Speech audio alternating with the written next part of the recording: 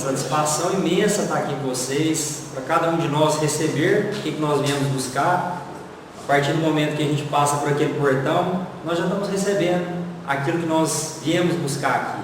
Aquele amparo divino, aquele tratamento, aquela palavra amiga. Hoje nós estamos aqui para reforçar sobre Maria, Maria de Nazaré, Mãe de Jesus, Maria Santíssima, um Espírito de mais alto e grande poder que veio com a missão nesse planeta, que aceitou a missão quando desceu do céu e recebeu essa missão de quê?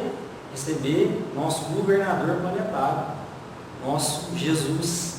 Portanto, hoje a nossa conversa é sobre Maria Santíssima, Maria de Nazaré, Maria Aparecida, Maria das Dores, Maria de Guadalupe. Qual que é a diferença entre elas, meus irmãos? A gente sabe que é a mesma, é Grégora de Maria, mãe do nosso Senhor Jesus Cristo, que é Maria de Nazaré, aonde que não podia vir nada de bom, como dito naquela época, veio quem? Jesus e Maria. Às vezes nós não damos valor na nossa Nazaré. Jesus fez poucos milagres ali em Nazaré, não é mesmo? Porque ali eles não tinham fé em Jesus, que é até hoje o espírito mais elevado que nosso governador que teve aqui. E aí fica a pergunta, nós damos atenção à nossa Nazaré? Nós damos valor lá na nossa casa? Mas é bom ressaltar a nossa Nazaré, nossa casa espírita. Quantas bênçãos que nós temos aqui dentro desse lar, gente. E às vezes as pessoas não acreditam. É interessante uma história que eu ouvi hoje. Às vezes eu falo para a pessoa, não, mas eu não espírito de jeito nenhum, no trabalho, não acredito em espírito. Isso aí é um absurdo, não acredito não. Aí vai conversar um pouquinho, não, mas eu era só não. Aí eu tinha também um amiguinho que eu brincava, que minha mãe não via, e que o nome dele era Chico, não sei o quê. Mas como que você não acredita, sendo que você mesmo está me falando que existe? Não é interessante? Mas às vezes as vendas estão na frente dos nossos olhos. Então a gente ter a fé na nossa Nazaré, no nosso lar espírita, na nossa casa, nos irmãos que estão do nosso lado, nos acompanhando. Porque da onde que às vezes a gente acha que não vai sair nada de bom, é onde que saem as mais belas coisas. E Maria Santíssima, Nossa Senhora e nosso Mestre Jesus Cristo, levou todo o amor, toda a palavra e todo o conhecimento da onde que não podia sair nada de bom, espalhou o nome daquela tribo, da tribo de Nazaré. Tudo que a gente quer, a gente busca e faz. Colocando um ponto interessante. Colocar Deus sobre todas as coisas, não todas as coisas sobre Deus. O Espiritismo a gente não tem que propagar a pobreza. Não, cada um está na sua evolução. Se você tem vontade, se nós temos vontade de ter alguma coisa, vamos trabalhar honestamente e buscar. Eu estou trabalhando, não está dando certo. Continua, que nenhuma das encarnações vai dar certo, fica tranquilo. E aí isso é uma brincadeira, mas colocar Deus sobre todas as coisas, mas trabalhar também no plano material para a gente buscar o que a gente realmente quer, o que a gente tem vontade, é uma dádiva, né? Trabalho. Uma questão interessante aqui sobre os apóstolos. Paulo, que história bonita de Paulo. Quem que se espelha na história de Paulo? Queria ser igual a Paulo, que é um dos maiores apóstolos, que errou, caminhou errado, perseguiu os cristãos e mudou a sua história e de repente um dos maiores evangelizadores de todos os tempos com o Evangelho de Jesus. Ou Simão Pedro, que é bravo, nervoso, foi bravo, nervoso, mas Pedro, a pedra que edificou a igreja do Cristo. Que história bonita, né? Mas quem de nós queria ser Judas? Judas Iscariotes? Talvez nenhum. Talvez nenhum. Mas, será que não estamos sendo Judas e colocando a matéria sobre Deus, não Deus sobre a matéria? Trabalhamos, honramos, mas o que vem em primeiro lugar? Amar a Deus sobre todas as coisas e aos próximos como a nós mesmos. E a partir do momento que a gente deixa de amar o próximo, será que a gente não está fugindo desse caminho, desse ensinamento? Assim como por certo tempo, Judas andou no caminho errado por aquele tempo.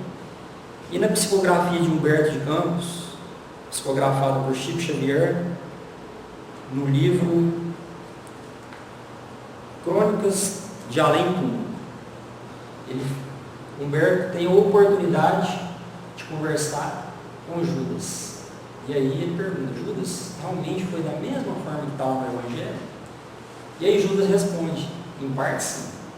Mas tem algumas coisas. O Evangelho consegue retratar todos os minutinhos, instantes de todos os apóstolos, de todos que estavam, todos os passos de Cristo? Consegue.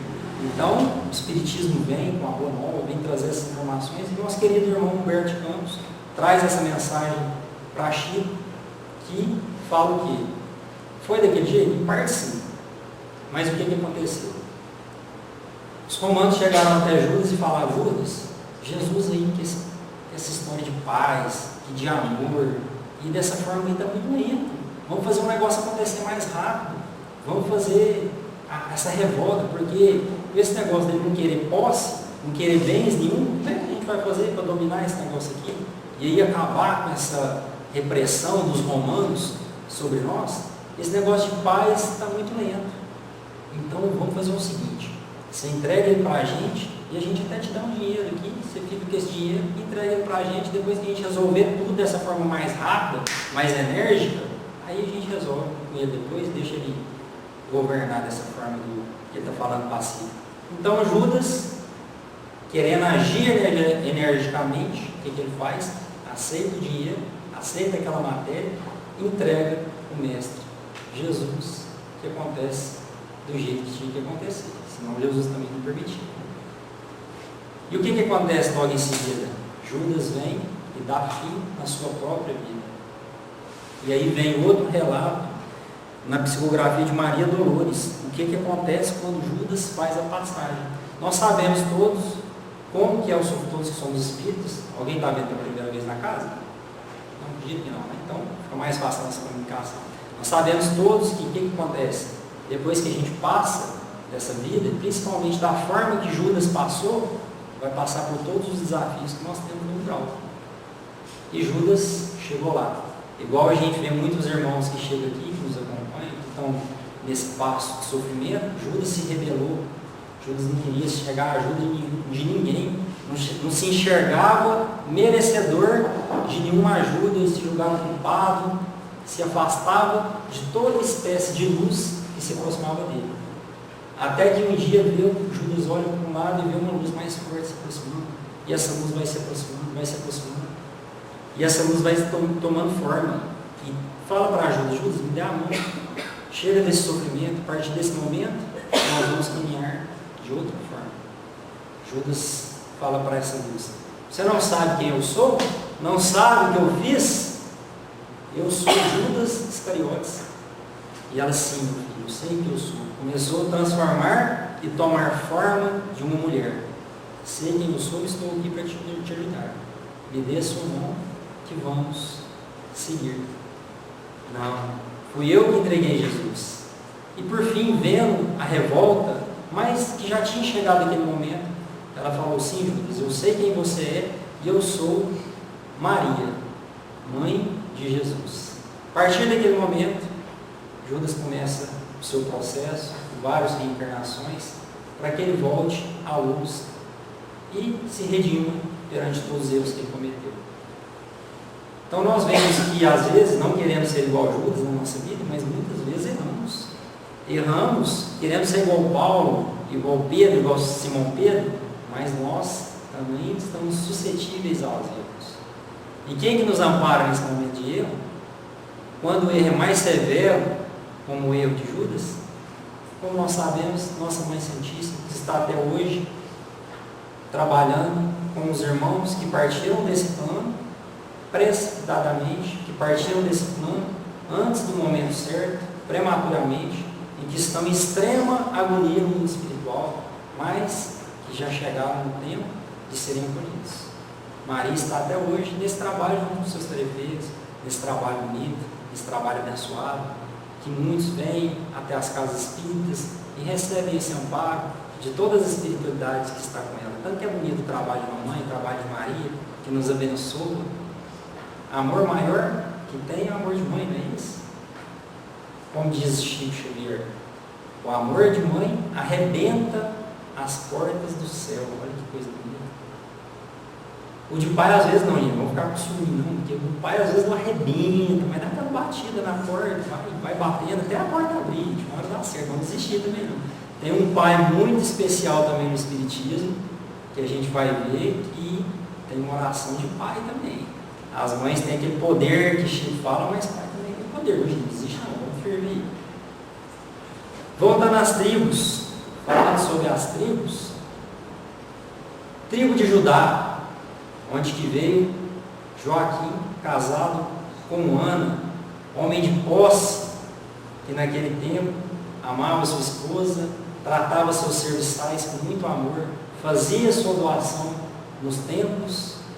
E aí, naquele tempo, casal, o homem e a mulher que não podia ter filho, sob o judaísmo ele era visto como impuro, ele era visto como uma parte da sociedade.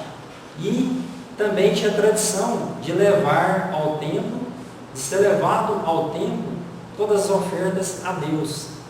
E Joaquim, num certo momento, foi fazer essa oferta, foi levar a Deus a sua oferta e ele falou, não, aqui você não pode entrar, porque você foi desonrado por Deus e você não pode ter filho.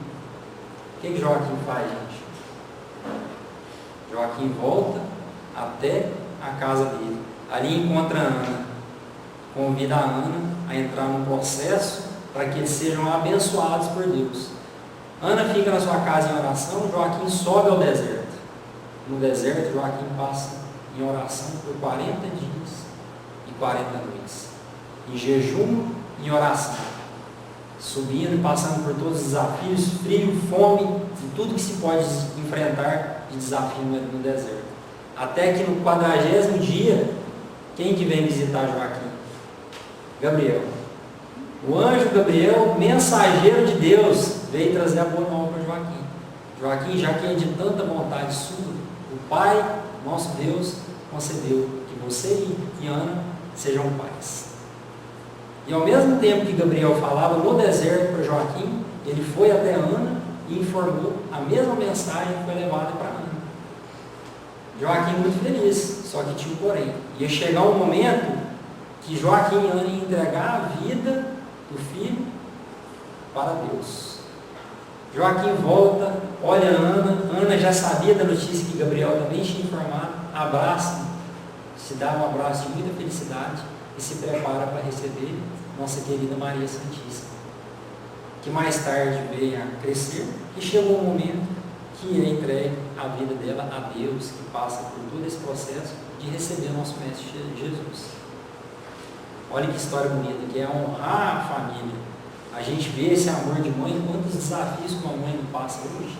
A mãe gera a criança por 9 meses na barriga, aí a criança nasce, vem a dar a luz, amamenta. Hoje, nesse mundo tão corrido, depois da amamentação, a mãe tem que fazer o quê? Voltar para o mercado de trabalho. Onde que entra muito o apoio dos avós, das vós, hoje em dia, não é isso? Que a gente vê. E apesar disso tudo, a mãe tem que cuidar, orientar. Tem um trabalho tão bonito que é feito hoje nas nossas casas, de evangelização, que aquelas mães levam aquele amor, aquele cuidado. Hoje, dentro do mundo que a gente enfrenta tantos desafios de droga, de corrupção, de todos os tipos de maldades, tanto que é importante o papel da família, primeira instituição de organização de Deus. Como que anda a família hoje? Pergunto a vocês. Por isso que é tão forte o trabalho que a gente tem que fazer. Fui agraciado com uma esposa, uma filha, tenho cuidado delas da melhor forma, e de vez em quando a gente briga, essa é a verdade. Tem os desafios, não sei se na casa vocês têm, mas lá de vez em quando a gente tem os desempenhos. Mas a gente tem a oportunidade de fazer o quê?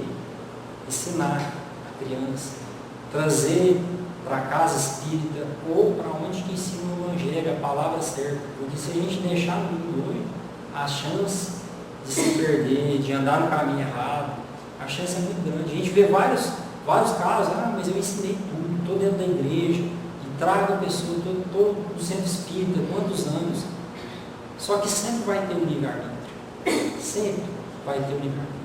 E lá no céu teve várias palestras, e teve uma filha de um conceituado espírita, que me fala o nome, mas no final eu vou lembrar o nome, eu vou trazer para vocês. Ela já é uma senhora, o pai dela já desencarnou.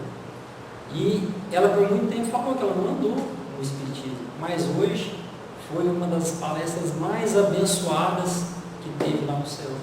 Então a gente tem que ter a força para continuar a honrar a nossa família, o nosso amor. Às vezes nem é mãe, professoras, vamos pegar nossas professoras, olha que trabalho bonito. Compartilhando aqui as que dão aula aqui no Evangelho, até os professores também, mas isso fica registrado de uma forma tão grande, tão intensa. Eu tive a oportunidade de estudar aqui em Uberlândia, quando eu era da idade exata da minha filha, porque eu estava no 3º ou no 4º ano, no Bom Jesus, que escola abençoada. E aí eu lembro da frase, eu não lembro da professora, nem do nome dela, nem do rosto, mas ela falou assim: vocês são os futuros governantes do nosso país. Aí vocês olham assim, não, deu errado, porque você não é prefeito, presidente, não é governador, não é nada. Talvez não sou governante, mas todos os meus coleguinhas que estão ali, que eu tenho a oportunidade de encontrar hoje, são pessoas de bem, pessoas trabalhadoras, que honram pai e mãe, que é a bênção mais bonita da nossa vida, que a gente honrar o pai e a mãe. A gente precisa realmente ter muito dinheiro? Se quiser, está tudo certo, é abençoado o dinheiro, mas a gente precisa. Agora, quando a gente desencarnar, o que a gente vai levar? O amor por aqueles que nos honraram com conhecimento, o amor por aqueles que nos honraram com amizade, com parceria, com aqueles que nos deram a mão. Isso, com certeza, nós vamos levar. Então fica aquele carinho tão abençoado por essas mães, por essas professoras. E aí, como tem que ter o princípio que nossa vida tem que ser o livro aberto, o livro dos Espíritos aberto, quando passou de ano que eu fui para outra escola, lá eu era um pouco custoso, sendo bem sincero com vocês. Ninguém está com pedra na mão para tirar a primeira pedra, não, né, gente? Então, por favor, se alguém tiver com pedra aí. Mas lá, aquelas coisas de criancinha, sabe? De ficar conversando, de dar trabalho para a professora. Então, de antemão, aqui na frente, todo mundo queria declarar que aquelas professoras daquela outra escola, elas vão sair do planeta Terra e vão passar direto para o nosso lar. Vão pular aquela fazinha do umbral, sabe? Que a gente passa. O professor é uma bênção, gente. A gente tem que dar muita glória. Então, naquele tempo, depois deu tudo certo. Voltei, estudei e tudo mais. Então, formei, deu tudo certo. Mas naquele momento, mesmo que eu não conseguia ir na escola ser o melhor aluno, do outro lado da rua tinha uma igreja. E com todo esse respeito ao catolicismo, que é lindo, assim como o evangelho é lindo, ali com o padre não tinha aquela conexão, não conseguia, sabe? Achava bonito. Mas quando naquela igreja, que até hoje está lá, e do outro lado do quarteirão, tem a imagem de Nossa Senhora, que a gente já comentou sobre a imagem aqui, que estava lá, o padre às vezes não conseguia, mas eu ia lá para frente daquela imagem, Nossa Senhora da Aparecida, e eu chorava, lá, descia lágrima. Talvez ela estava me contando, tanto que eu estava tentando mudar a trajetória naquele momento, né? Mas até hoje eu carrego aquela imagem comigo, com muita fé, com muito amor, porque eu tenho certeza que ela nos ampara, ela nos dá a mão, ela cuida daqueles que estão dando mais trabalho, porque o trabalho de Maria hoje no plano espiritual é um trabalho desafiador, não é isso? Então tenho certeza que ela está amparando com a gente. E Zíbia Gasparetto tem um livro, e ela passou isso com um filme também, se alguém quiser assistir esse filme, que é de maravilha. Ela fala que nada é por acaso. Nesse filme ela retrata várias cenas, inclusive de mães também, que a cena principal é em cima de a história da trama de uma mãe. E quem tiver a oportunidade, você já assistiu esse filme? Quem já viu? Você já viu? Gostou? Faz sentido, né? Faz sentido. Eu lembro daquele filme porque teve uma ocasião que eu fui demitido do serviço da contação. Mas teve um momento que, por um certo fato, eu fui demitido da empresa, trabalhava numa multinacional, uma empresa de grande porte, por certas questões de custo lá. Eu saí daquela empresa, deu certo depois também.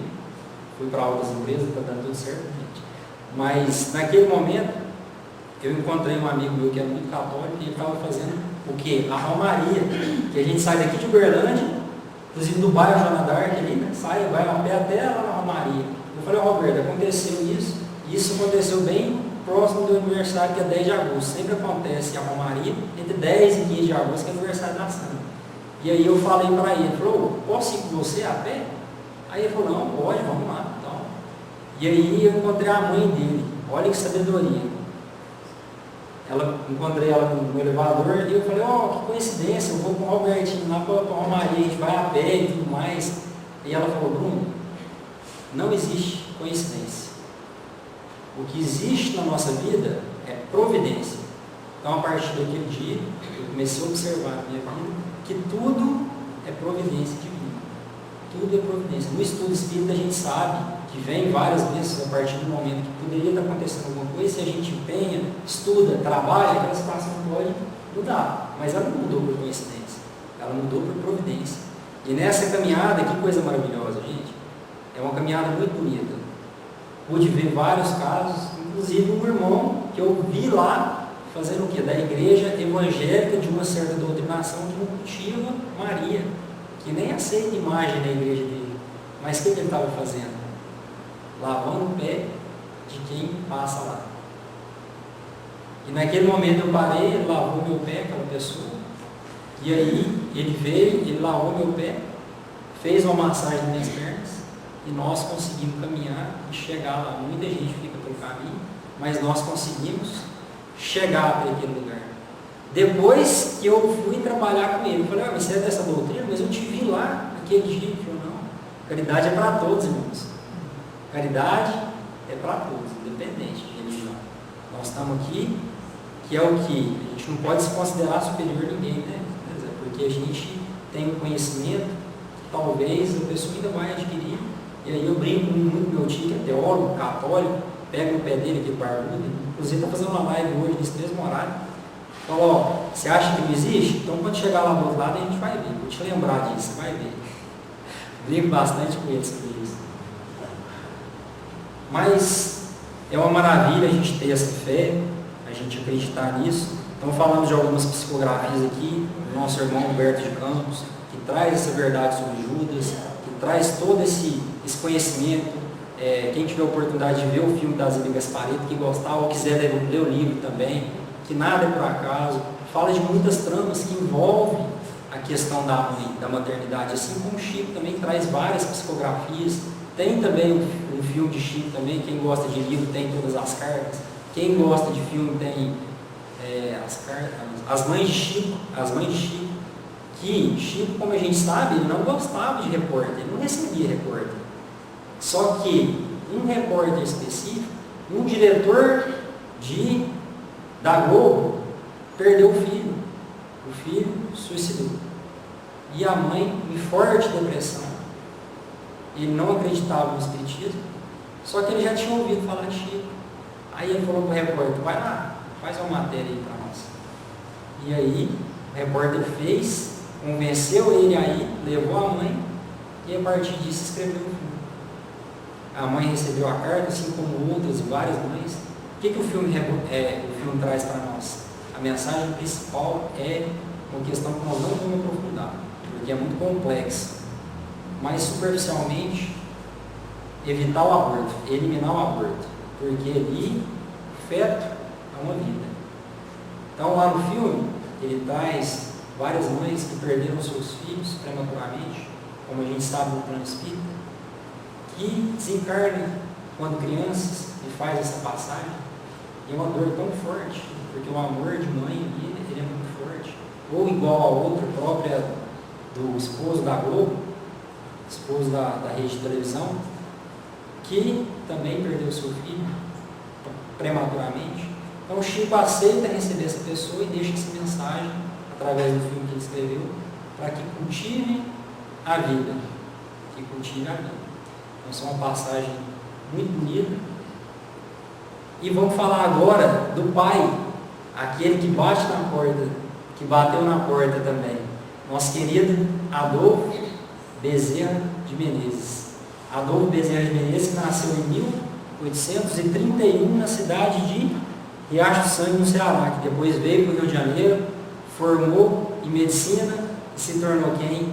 Um médico dos pobres, um dos maiores disseminadores do espiritismo, comparado ao Allan Kardec brasileiro, porque ele unia a ciência com a fé, com a espiritualidade. Aos 40 anos ele teve o privilégio de receber o livro do Espírito, que era muito católico, fervoroso. E aí ele teve a oportunidade de receber o livro do Espírito de um amigo. Falou, lê isso aqui, dizendo. E aí ele foi folheando, mas isso aqui eu penso desse jeito aqui. Esse aqui eu também penso desse jeito aqui. E aí a partir daquele momento, aos 40 anos de idade, nunca é tarde, né?